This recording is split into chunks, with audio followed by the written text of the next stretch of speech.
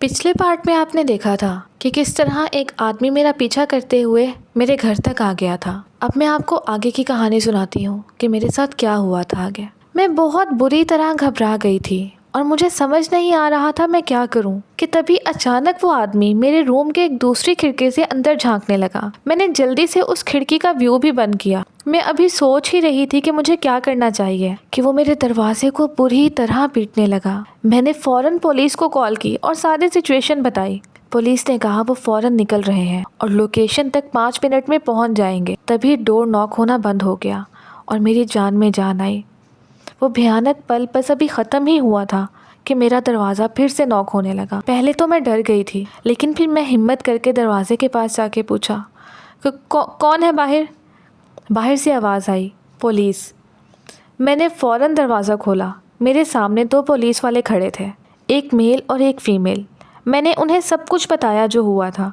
उन्होंने मेरी स्टेटमेंट लेने के बाद मेरे घर के आसपास उस आदमी को ढूंढा, लेकिन उन्हें वहाँ कोई भी ना मिला। पुलिस ऑफिसर्स ने कहा आपको जो भी तंग कर रहा था अब शायद वो यहाँ से जा चुका है। आप फिक्र ना करें और अंदर जाकर रूम को अच्छे से लॉक कर लें। मैंने भी उनकी बात मानी और दरवाजे को लॉक कर दिया। मैं अभी अपने सोफे पर बैठी ही थी कि अचानक मुझे अपने राइट साइड पर कुछ हलचल सी सुनाई दी। मैंने जैसे ही मुड़कर देखा वो आदमी मेरे पास खड़ा हुआ था और उसको देखकर मेरी जान ही निकल गई। मैं ज़ोर से चिल्लाई और भागने लगी। तभी उसने मुझ पर हमला कर दिया। मुझ में अचानक पता नहीं कहाँ से इतनी हिम्मत आई कि मैंने उसे ज़ोर से टांग मारी। वो पीछे गिर गया। मैं वहाँ से भागी और ख़ुद को अपने बाथरूम में लॉक कर लिया। मैं बहुत घबरा गई थी और सदमे में थी। थैंकफुली मेरा मोबाइल फ़ोन मेरे पास था। मैंने पुलिस को दोबारा फ़ोन किया और उनको जल्दी से आने का कहा। पुलिस ने भी आने में मुश्किल से 2 मिनट ही लगाए।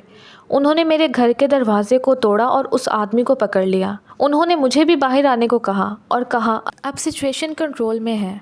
मैं बाहर आ गई। पुलिस ने उसकी छानबीन की तो उसके पास से एक चाकू और कटी हुई उंगलियां मिली। पुलिस उसको अपने साथ ले गई। मैंने उस दिन रियलाइज़ किया सेल्फ़ डिफेंस कितना इम्पोर्टेंट है। उस दिन के बाद मैंने अपने आप को फिट और स्ट्रॉन्ग बनाने का डिसीजन लिया और आज जो आप एक स्ट्रॉन्ग लड़की देख रहे हैं वो उस इंसिडेंट का ही नतीजा है।